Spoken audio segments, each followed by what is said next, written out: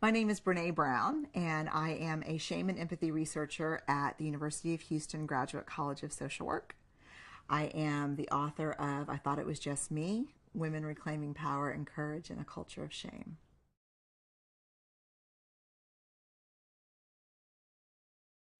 So when I first started this work, I was so excited to finally get an understanding of shame and what it meant and why so many of us have turned over big parts of our lives to it.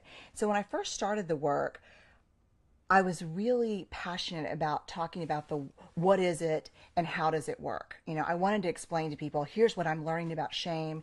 Here's how it works in our lives. Because the thing probably a year into this research, I knew three things. One, we've all got it. Two, no one wants to talk about it. And three, the less we talk about it, the more power we turn over to it. So in the beginning, I really focused on the what is shame and how does it work? What is empathy? How does it work? And as I would talk to people, I started to hear the why question more than any other question. People were interested in the what is it and how does it work? But what people really wanted to know is why. Why are you studying this? And why are you insisting that we talk about this? Because, the truth is, these are tough topics. When you tell people that you study shame, vulnerability, and empathy, they kind of look at you like, wow, were all the other topics taken? Or did you draw the short straw in research school? But that's not the case, So people, and that's a mindful question, why do you study this and why do you think we should talk about it? And so that's where I like to start. And I think what's interesting about my answer is that when I could not have answered the question, why shame and empathy 6 years ago, 5 years ago, maybe even 4 years ago.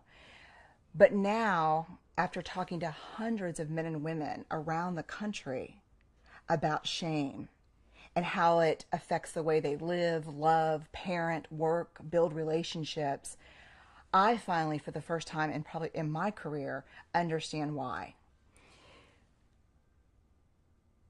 If you think about connection, and I talk a lot about connection in my work.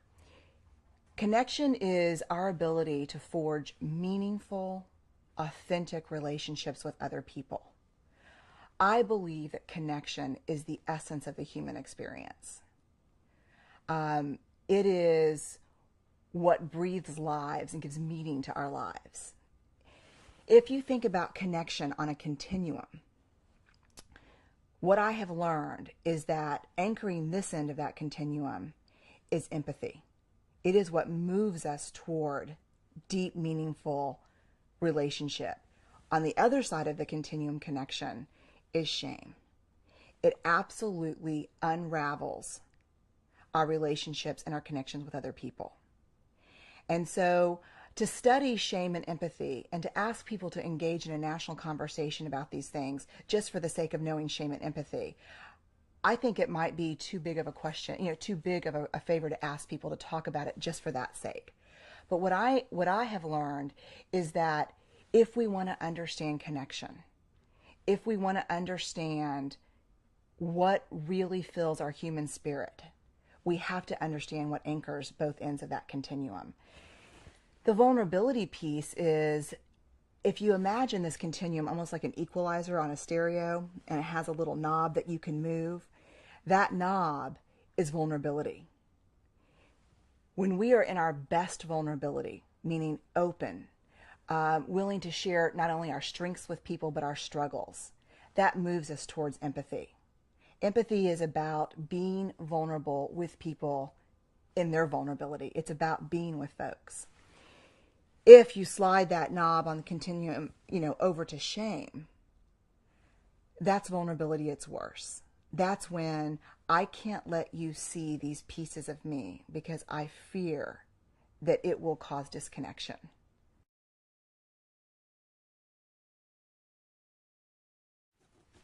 Three of the big questions I want to answer in my research, where shame and vulnerability and empathy are central, have to do with courage, compassion, and connection.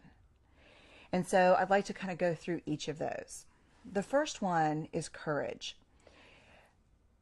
When courage first came into the English language, it had a very simple definition. It comes from the Latin word cur, which means heart. And courage meant to speak your mind with your heart, to tell your story.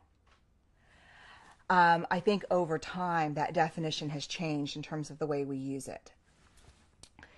But if you think about courage, and I use the term ordinary courage, which I read in an article by Annie Rogers. If you think about ordinary courage, telling our story, how do we do that in a culture of fear? Shame breeds three things: fear, blame, and disconnection. So how do we practice courage in a culture where we are incredibly afraid of not fitting in? How do I tell you my stories about those imperfect moments in my life, about the time when I was just not the mom that I wanted to be, about the time where I really screwed up at work and I lost the client, that I have a partner who's deep into addiction and I'm afraid for people to know because I don't want them to stop caring about my partner or question my judgment in terms of being with him or her. How do I tell these stories, which is the only way that we get out from underneath shame, in a culture where belonging and fitting in and being accepted are so critically important? So we're in this culture right now. What hasn't changed for us as people is the fact that we're wired for story. From the beginning of human time, we are wired to tell our stories. We're not born to keep secrets. We're not born, hating things about us and not sharing them with other people. We're born to tell our stories. So it's not people who have changed. It's the culture that's changed. And so how do we embrace and share the imperfections that make us who we are in a culture where we're afraid to not fit in?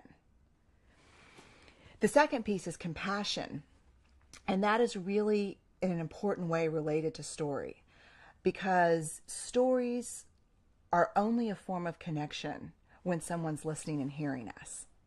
So how do we have the courage to tell our story? But then where do we find the compassion to hear other people's stories? One thing that's real important to understand about shame is that while it's universal and all of us have it, it's triggered for all of us in very different ways. Maybe for me it's about body image or parenting or sex or addiction. For someone else it might be about providing, money, aging, religion. One thing that's universal about it is just listening to shame can be shaming for us.